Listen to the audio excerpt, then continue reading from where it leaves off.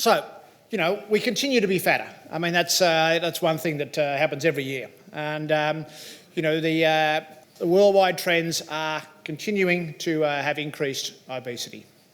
There was a very interesting report that came out last week, the Milken Institute report on obesity in the USA. Now, assume that Australia, and I think there's a fair amount of evidence that Australia is relatively the same, just a little bit smaller. But these were amazing figures. The total cost of chronic diseases due to obesity and overweight was $1.72 trillion US dollars. I don't really know what I think a trillion is 1,000 billion? Equivalent to nearly 10% of the US GDP. I mean, surely you'd want to do something about that, wouldn't you? Even if the doctors don't want to do it, you think the economists would want to do something about it. And, it's by far the greatest contributor to the burden of chronic diseases in the US, and Australia's the same, accounting for nearly half the total cost of chronic diseases. I mean, this is the biggest issue in the world, bar none. And yet, we do nothing about it. And just a bit of a breakdown of those figures, and you can look at hypertension, high blood pressure, diabetes, osteoarthritis, 300 billion due to obesity. And we're no different here. There was the report came out mid-year, and sure enough, we're getting fat and fatter. Now, we recently had the World Cup World Cup of Soccer in Russia. You might remember that. It was a big event. The World Cup has the 32 best soccer nations in the world. Okay, one of the 32, and Australia was one of those, which was terrific. We qualified for the World Cup. Now, there's one thing I can tell you is that Australia will never get a medal in the Soccer World Cup. We're just not a big enough soccer nation. It will never happen. I used to look after the Socceroos. I know the soccer world pretty well. I promise you, we'll never get a medal. However, we did get a medal this year because when someone looked at the obesity rates of those 32 countries, and we got a bronze medal. So you could say that Australia came home from the World Cup with a bronze medal. Not really something to be proud of, is it? I mean, here we are, we're a wealthy, well-educated country with a great climate, with access to lots of good food, and yet we're one of the fattest countries in the world. How can that possibly be? Now, there's been a lot of talk about sugar. There's always talk about sugar, as we know, and sugar is the new tobacco. I mean, it's a huge challenge to overcome the vested interests that want to keep us eating sugar and processed foods. Are food and beverage companies rerunning the big tobacco playbook? And I think the answer to that probably is yes. As some of our colleagues wrote earlier in the year, the science against sugar alone is insufficient. We must overcome the opposition from vested interests. And those vested interests are the food industry and the pharmaceutical industry. And as you know, this is a lovely slide that shows that it's only a dozen or so companies in the world control basically all the processed food in the world. And everywhere we go, we have that influence of that food industry, even into our bodies like Diabetes Australia, British Nutrition Foundation, American Heart Foundation. They're all basically reliant on these organisations who are out to make money for their support. Conflict of interest? Of course. Now, the dietitians, the DAA, Dietitians Association of Australia, is a very interesting group. I mean, they've been very reluctant to reconsider their policies or embrace what they do. And largely, I think we've all been very critical of them because of their conflicts. This is what they said last year, basically saying that a low carbohydrate diet may be used by some nutrition professionals in the short term. Hardly a ringing endorsement of it all, is it? So they're very, very reluctant to embrace that. Now, interestingly, they have a whole lot of corporate partners as well. But the interesting thing is that last month they announced that they were concluding that partnership program. So I think that's a really significant step. They realise that their credibility is at risk, and they've at least taken the first step. We'll wait and see what they say about low-carb diets the next time around. But let's be thankful for small mercies. They've done something there. Interestingly, also in the last month or so, there was a new consensus report by a combined consensus report by the American Diabetes Association and the European Association for the Study of Diabetes. And again, they've said they recognise low carbohydrate diets as safe and effective lifestyle management. So this is really about the first time that and international organisations have even admitted that low carbohydrate diets exist and actually admitted that they may be useful. You know, they're very, as I said, never a ringing endorsement, but at least they acknowledge they're around.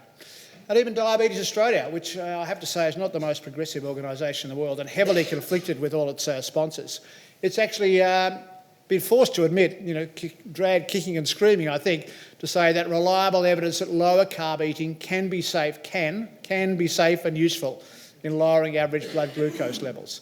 It can also help reduce body weight and help manage heart disease risk factors. So, you know, there's certainly progress, and you know, I think these people are really being forced by public opinion, by the opinion of us and others, to make these changes. Now then, of course, there have been significant things that happened this year, and most of you are aware of Tim Noakes, who's really been one of the first people to promote the low-carb movement. And Tim is involved in a very lengthy procedure in South Africa. He had a complaint made against him by a dietitian. This finished up going on for 2 or 3 years. It was have a lengthy sort of proceedings that Tim spoke at and a number of his colleagues spoke at. And this really went on for about 3 years. And Tim's documented that along with Marika Sabros on this book, The Law of Nutrition, which I would recommend to all of you. It's a fascinating, pretty scary book about how the establishment can try and shut down someone who's trying to challenge the norms of society. But the good news is that Tim has been found not guilty twice. First time and then a second time on appeal. For some reason they appealed, and he's been found not guilty. And as I said, the book is fascinating, and there's also a really good little documentary on Diet Doctor called Tim Noakes on Trial that I would thoroughly recommend to you. It's a great story, and Tim is an enormously courageous, charismatic man. We'll come back to him a bit later.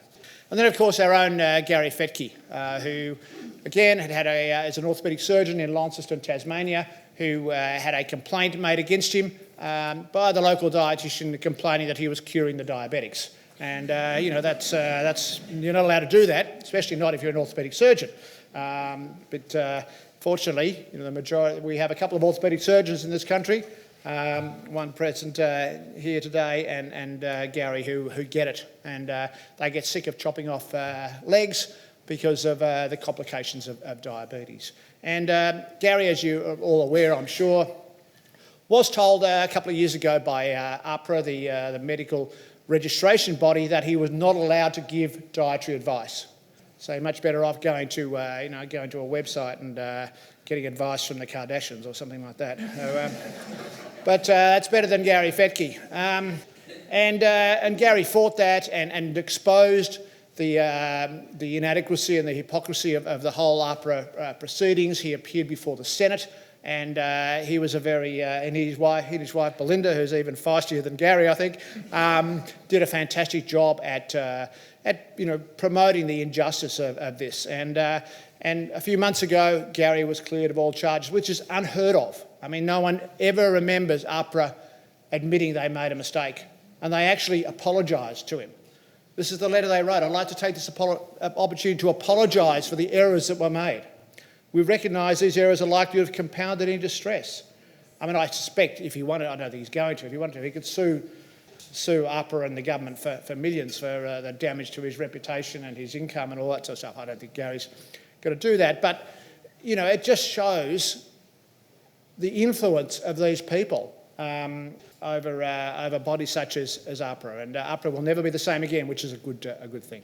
One thing the Fetkes have done is shown the influence of religion in diet, and particularly the Seventh-day Adventist movement. And you should read some of Belinda Fetke's writings on that. It's absolutely fascinating and pretty scary about the role of religion and the vegan movement and so on.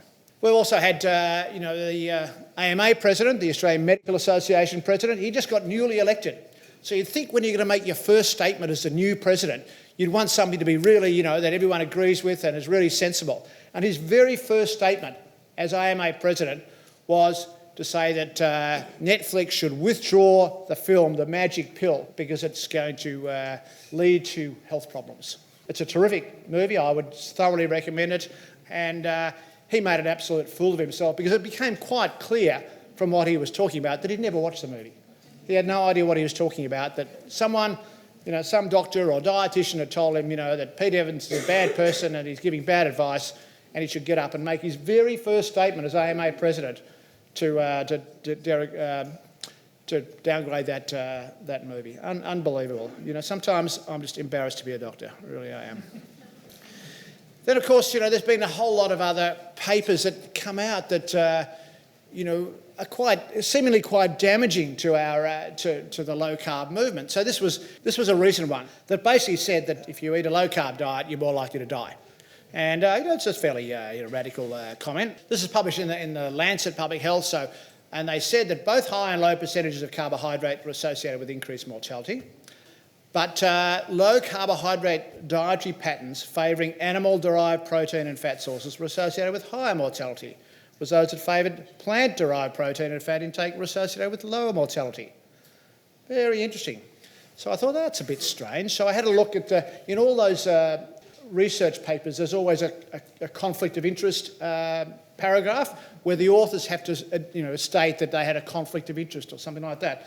Anyway, no conflict of interest in this paper, and yet the first author is a vegan whose mission is to end meat. And here he is speaking at the End of Meat conference, and yet there was no admission of that conflict of interest in his article. So we've got to be I have no problems with people being vegetarian or vegan, but there are elements of the vegan world who are trying to force the rest of us into veganism.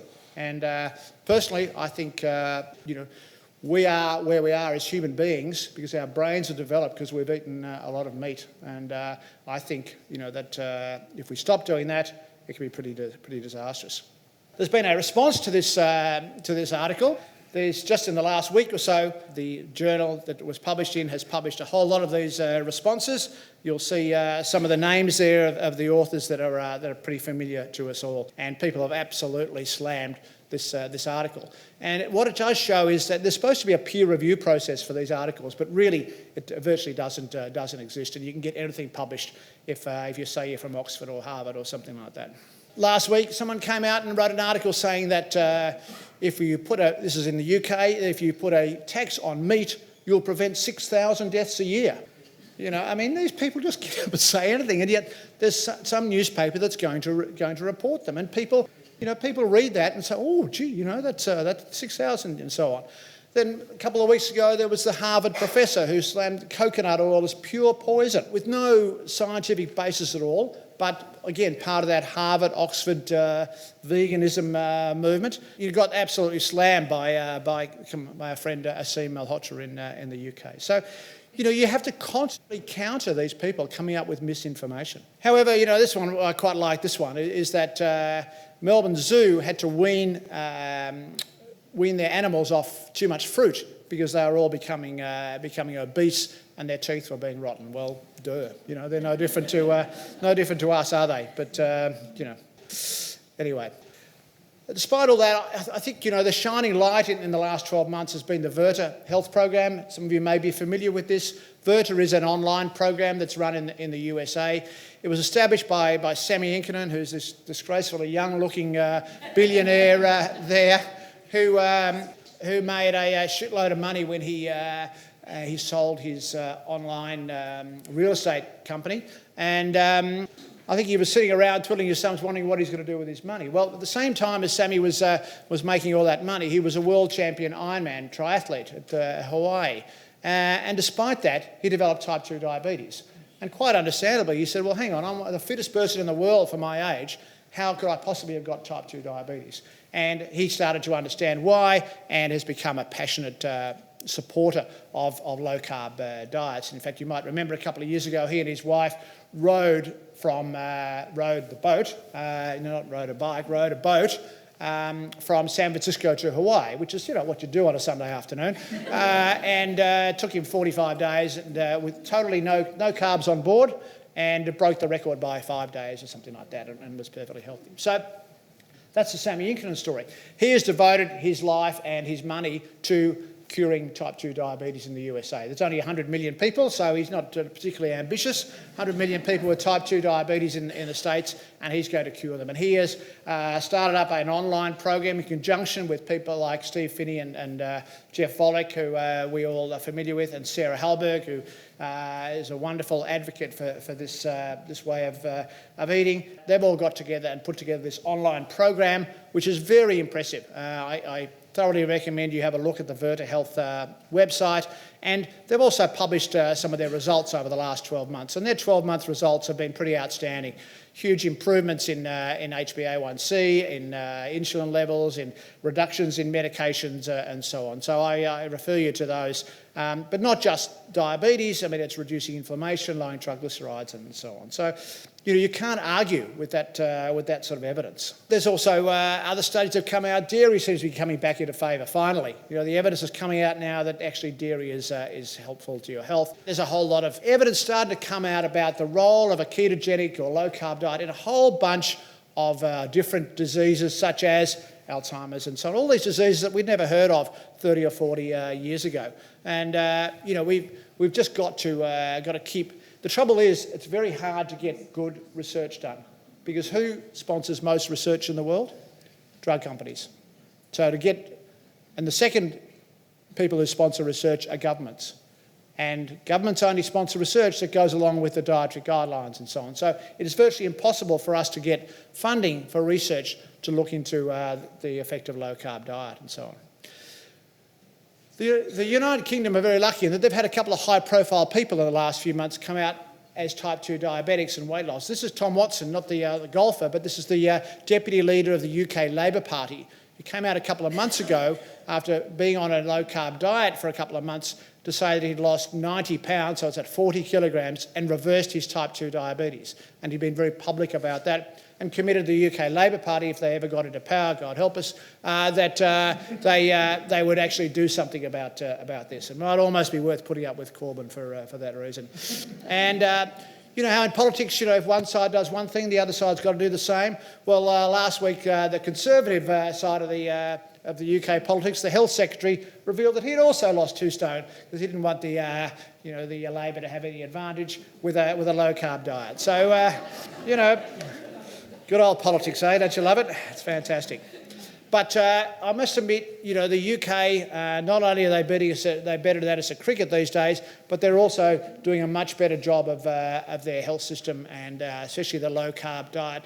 And this diabetes.co.uk website is absolutely outstanding. The program they have there is terrific. They have a GP called David Unwin over there who really has done a remarkable job in promoting low-carb. And the amount of money that in his practice alone they've saved the NHS through the reduction in diabetes medications is quite unbelievable.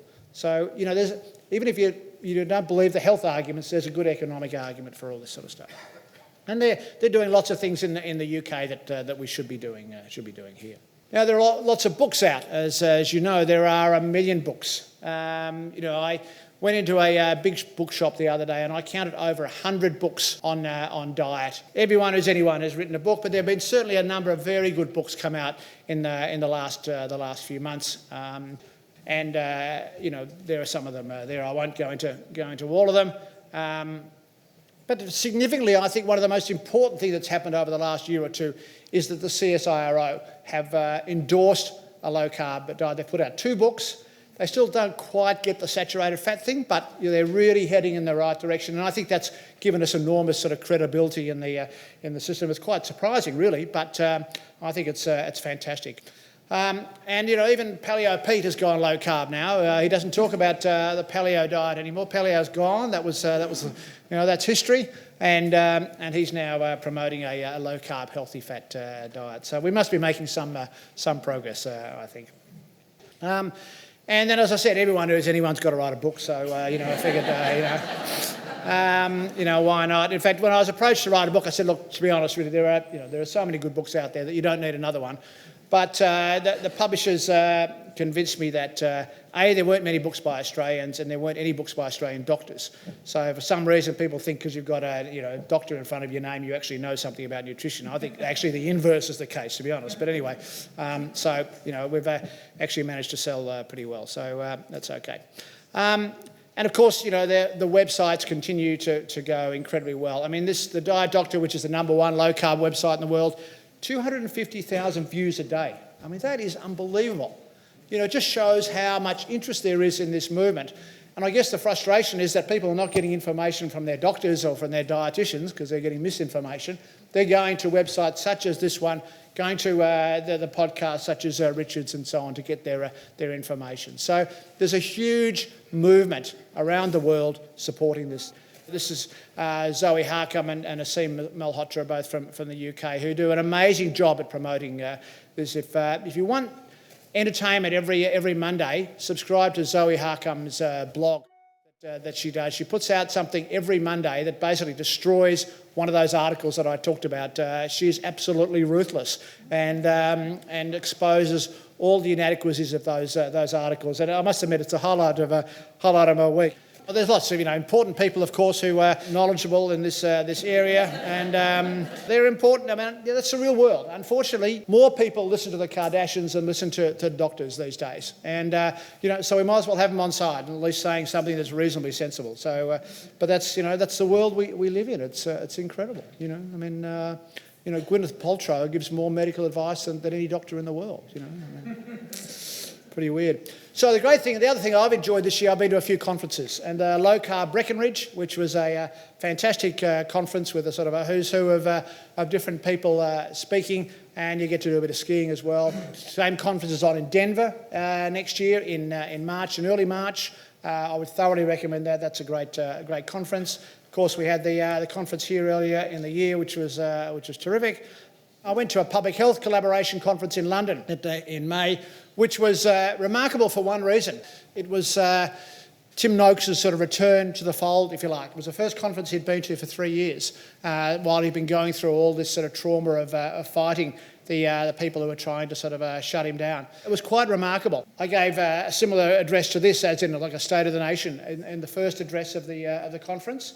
And I finished up by sort of acknowledging some of the people in the room, and Zoe was there, and David Owen, and so on. And then I sort of finally acknowledged, and I said, and of course our superhero is here, is Tim Noakes. And there were 300 people there, and the moment I mentioned his name, everyone just stood up and applauded for about 3 minutes. It was quite remarkable. I've never experienced anything like that in all the conferences I've been to at all. And then Tim gave his address the following day, which was a wonderful sort of address of his journey.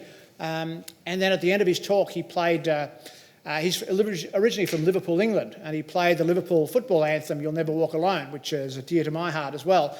And again, for the 3 minutes that was being played, the whole audience just stood and applauded him. So, quite a remarkable man. He really is. So that was lovely to have him back, feeling as though he could actually show his face again and get on with life, which is fantastic. Soon after that, there was a conference in Zurich, and the British Medical Journal, and Fiona Godley, the editor in particular, has been incredibly supportive of Nina Teicholzer and others publishing stuff that she's got a fair bit of criticism for. But the British Medical Journal and the Swiss Re Institute, Swiss Re is a big insurance company in Europe, sponsored a conference in Zurich. And what they did was very challenging. They invited opponents. So they invited the prominent low-carb people, but also the Walter Willits of this world and so on, who are very opposed to it. And they put them together and said, you guys work out a consensus. So, when they cleared the blood off the floor, it was, they did come up with some interesting meetings. So that was a fantastic meeting. Unfortunately, I couldn't get there due to a prior commitment. But, all the stars were there, and it was a pretty impressive lineup. And there was a whole bunch of articles published afterwards in the British Medical Journal, including this excellent editorial by Fiona Godley, who was really a wonderful leader in the medical world, saying pills are not the answer to unhealthy lifestyles, and I think we would all support that. And then more recently, Ohio State University, which is the home of Jeff Volek, of Finney and Volek fame, hosted an excellent conference that again Tim Noakes came to, and have a look at that lineup of people. I felt very humbled to be with Volek, Finney, Teicholz and Noakes and that other Australian that no one's heard of. So that was great. So where are we at? I mean, some of you may be familiar with Maloney's rule, and Maloney's rule says that in any sort of social movement, if you're trying to get an impact, 16% is the key number. So what do we mean by that? Well, the number of people in a society that will support a particular policy or a particular movement. They talk about, the innovators have been 2.5% of the innovators, and then there's the early adopters. So I think most of us here would be classified as early adopters. And once you get, the science says, 16% of support, then you're away, because then you've got enough momentum to create a mass movement. Where are we? We don't know. Nobody measures the percent. I'm guessing we're probably at about 8 to 10%. I reckon 2 years ago we were probably at 2 to 3%. I think, the big battles are with the medical profession and the dietitians, because they are making life very difficult for us by their reluctance to even consider that what they've been saying for the last 30 or 40 years is wrong. And look, I can understand where they're coming from. I mean, if you've been telling someone something for 30 or 40 years and some innovator or early adopter gets up there and says, you're actually wrong, I mean, of course your response is, well, no, don't be ridiculous. You become aggressive, defensive. And I can understand where they're coming from. And I don't blame doctors. I did my medical degree a long time ago, so I'm very old, but when I did it, I did not have a single lecture on nutrition, not one in 6 years. And I don't think things have changed that much.